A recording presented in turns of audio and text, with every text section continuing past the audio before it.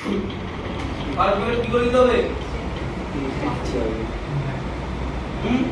Sir এটা নয় press করলে ফার্স্ট ব্র্যাকেট হবে,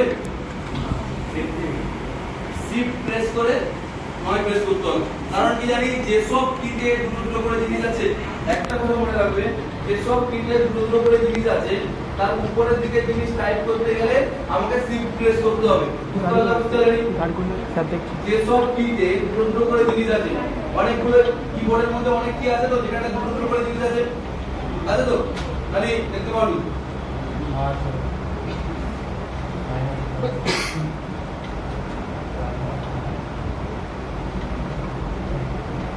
এখানে এই কিগুলো দেখো, এখানে 2ও আছে, @ও আছে, 3ও আছে, হ্যাজও আছে।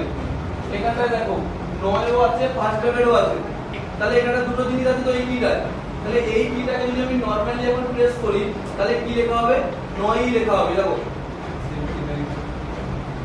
9, যতবার এখানে নরমালি ক্লিক করব কি লেখা হবে?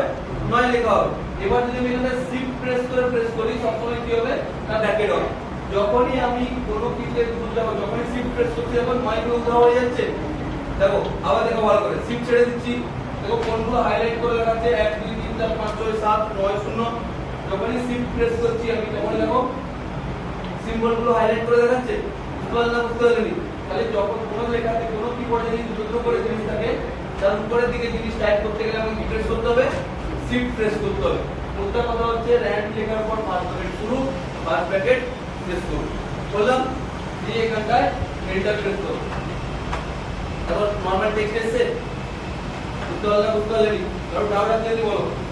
আবার দেখলো করলে সমান চিহ্ন RAND, তারপর ফার্স্ট ব্র্যাকেট শুরু, ফার্স্ট ব্র্যাকেট শেষ।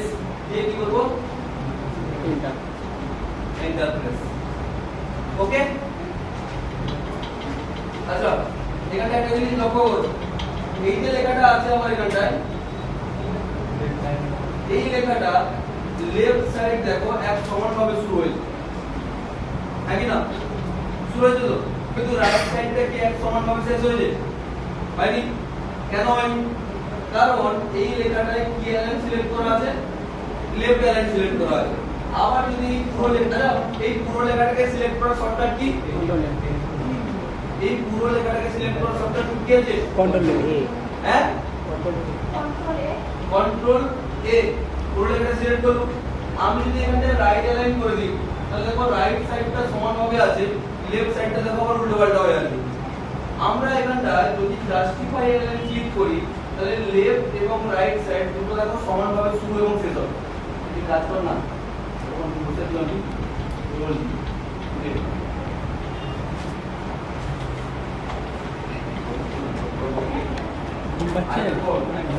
কি হচ্ছে এই সব ঘুমাচ্ছে বলতে হবে।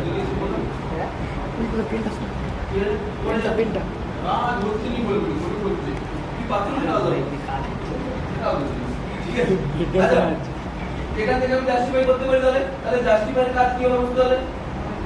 তাহলে কন্ট্রোল এল হচ্ছে লেফট অ্যালাইন, কন্ট্রোল আর হচ্ছে রাইট অ্যালাইন, কন্ট্রোল ই হচ্ছে সেন্টার অ্যালাইন, আর জাস্টিফাই করার জন্য কন্ট্রোল জে।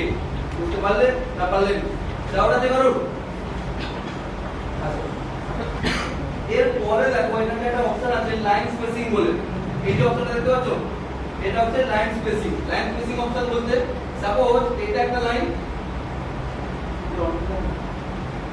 এটা একটা লাইন, এই দুটো লাইনের মাঝে দেখো একটা গ্যাপ আছে তো, এই গ্যাপগুলোকে যদি আমি বেশি করতে চাই তাহলে কি করব? এই লেখাটাকে সিলেক্ট করো।